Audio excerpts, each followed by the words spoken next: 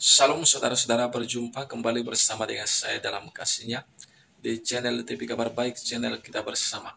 Apa kabar kita semua? Saya berdoa kabar kita selalu baik-baik saja. Amin. Saudara, lagi-lagi saudara sang Ustadz membahas Alkitab di dalam masjid ya saudara-saudara.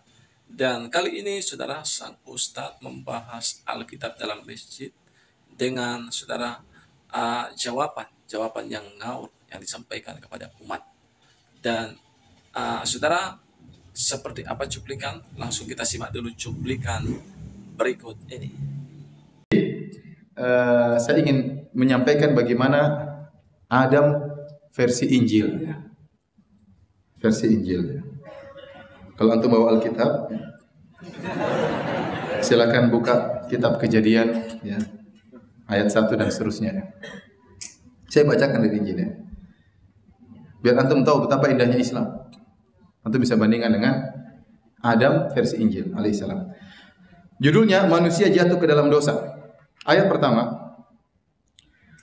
Adapun ular ialah yang paling cerdik dari segala binatang di darat yang dijadikan oleh Tuhan Allah. Jadi menurut Injil, hewan paling top siapa? Ular. Yang paling cerdas itu apa?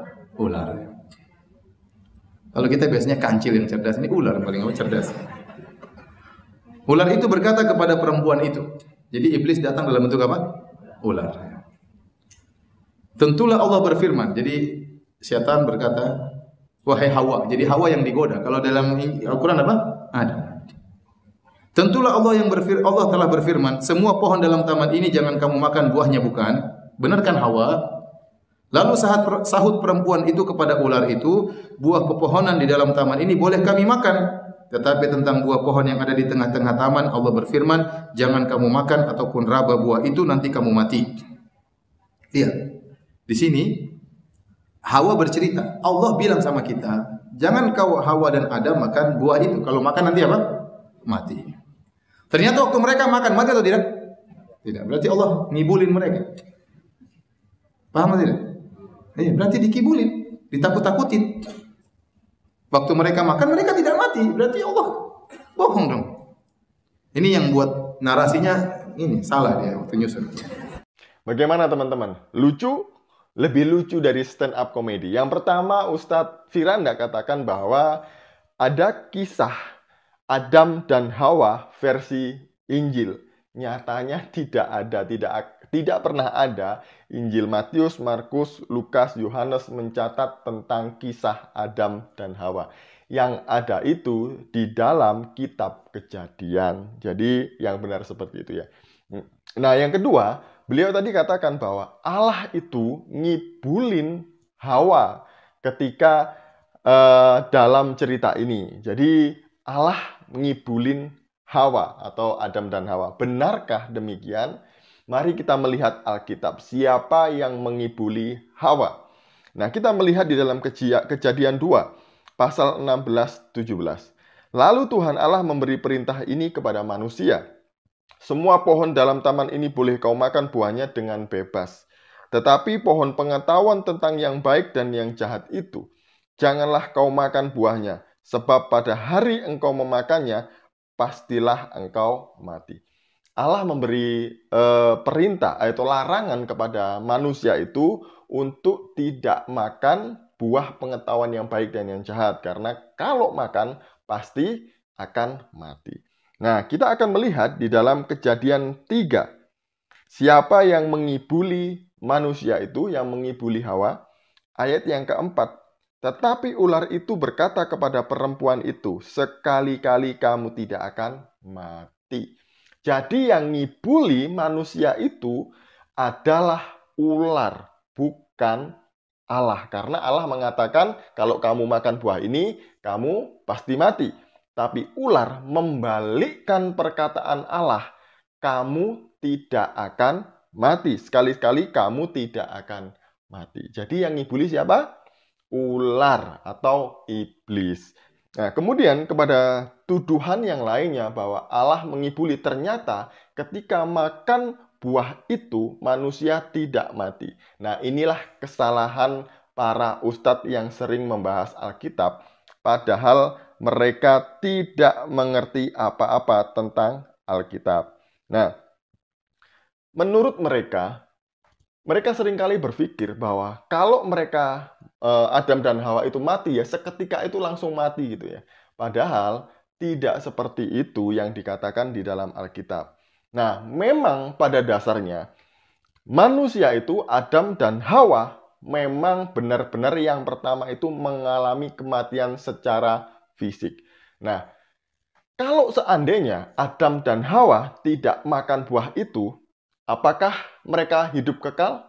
Ya mungkin saja, karena perintahnya adalah jangan makan buah itu. Kalau kamu makannya pasti mati. Ya kalau mereka tidak makannya, pasti mereka tidak mati. Nah ini butuh kajian yang lebih dalam lagi untuk menjelaskan bagian ini.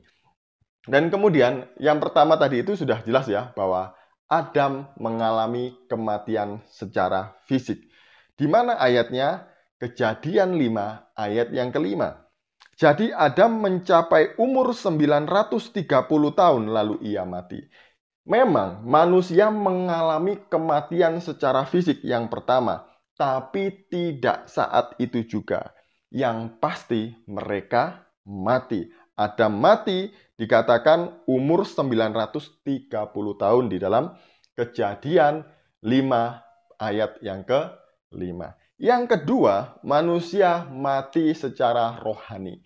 Jadi dulu ketika manusia belum jatuh di dalam dosa, mereka memiliki hubungan yang baik dengan Allah. Mereka bisa langsung menghadap Allah kapan saja, bercakap-cakap seperti biasa gitu ya.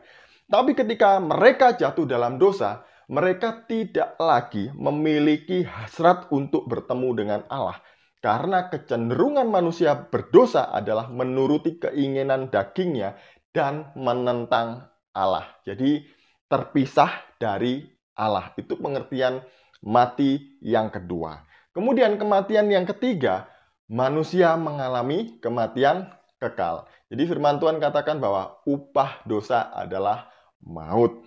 Nah, kematian kekal ini manusia karena dosa-dosa yang dilakukannya itu harusnya mereka masuk ke neraka. Mereka harusnya mendapatkan hukuman kekal sebab upah dosa adalah maut. Tapi kabar baiknya adalah Allah mengutus Sang Putra untuk datang ke dunia ini untuk menjadi penebus bagi manusia berdosa ini.